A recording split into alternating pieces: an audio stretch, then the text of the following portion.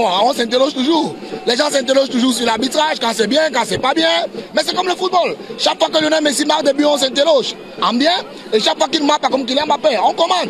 Chaque fois que Samuel Eto'o met un pas, on commande. Chaque fois qu'il met pas un pas, on commande. Donc je pense que c'est le sport. Donc moi, ça ne me surprend pas que les gens s'interrogent. Mais après, ce que je veux savoir, c'est quelle est l'interrogation? Parce que s'il faut que je réponde à la question, il faut que je sache quelle est l'interrogation que vous avez sur le cas d'Anga Moudji. Et après, je peux vous répondre. En fait, est-ce que vous êtes satisfait de cette prestation de cette saison? Non, sur le plan de cette saison, mais bien sûr.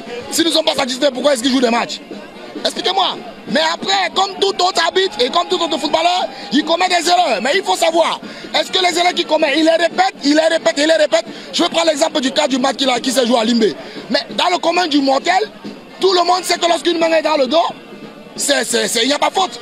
Mais je vais vous rappeler que la main était comme ça. Et on appelle ça, en arbitrage, on parle du grossissement du corps. Le joueur n'a pas le droit de grossir son corps. Donc lorsque vous mettez la main comme ça, malgré que votre main soit derrière et que le ballon tape, c'est un penalty. Mais comme le public ne peut pas comprendre, comme même vous les journalistes, vous ne pouvez pas comprendre, moi je vous comprends, c'est normal. Donc critiquer pour moi est une bonne chose. Mais après, celui qui doit critiquer l'arbitre, c'est le technicien de l'arbitrage. Et c'est pour ça que lorsque Ndanga Moudji a de mauvaises performances, on le sanctionne. Lorsqu'il a des bonnes, mais nous on l'encourage. C'est tout. Et oui. Mais ces statistiques interviennent également. Ouais, lesquelles par exemple? En termes de match joué. Voilà la bonne question. Ouais, c'est ça. En fait, pour répondre à cette question, je vais vous donner un petit exercice. Cherchez 4 ou 5 autres arbitres de Ligue 1 et vous leur demandez leurs statistiques par rapport à Ndanga Moudji. Et vous allez vous rendre compte que Ndanga Moudji a autant de matchs ou moins de matchs que beaucoup d'autres arbitres. L'assistant numéro 1 de ce match, Kiriki Mbeng, il a joué plus de matchs que Ndanga Moudji. Mais vous voyez qu'il n'y a pas son nom. Je vais vous dire pourquoi. C'est parce que peut-être dans les matchs de Ndanga Moudji, il y a eu des situations et peut-être ça a interpellé le public. Vous voyez? Et que ceux qui ont joué longtemps, comme lui, ils n'ont pas eu autant de situations et ça n'interpelle pas. Mais je vais vous dire qu'en termes de ratio, Ndanga Moudji n'a pas joué. Maintenant, je vais vous expliquer pourquoi. Je vais vous expliquer pourquoi est-ce que sur cette période, Ndanga Moudji a beaucoup joué de matchs, comme tout le monde. 8 matchs de championnat. 8 matchs de championnat, c'est 16 arbitres utilisés pour une journée. 8 arbitres et 8 quatrièmes. On est d'accord? Ça fait 16 arbitres. Est-ce qu'on est d'accord? On prend 16 assistants. Ça fait 32 arbitres qu'il faut utiliser. La liste des arbitres de Ligue 1, ils sont 55. Arbitres et assistants mélangés. Quand vous faites 55 arbitres, autant pour moi. Je voulais rappeler quelque chose. Les arbitres camerounais étaient en stage même bas. On appelle ça stage MA. Ce sont les stages organisés par la FIFA. Et la FIFA nous demande de produire 30 arbitres de Ligue 1. Donc, pendant le stage qui se déroulait en une semaine, il y avait 30 arbitres de Ligue 1 qui étaient convoqués. Nous avons 55 arbitres. Vous enlevez 30, il reste combien? Il reste 25. Et vous enlevez 8 grévistes, il reste combien?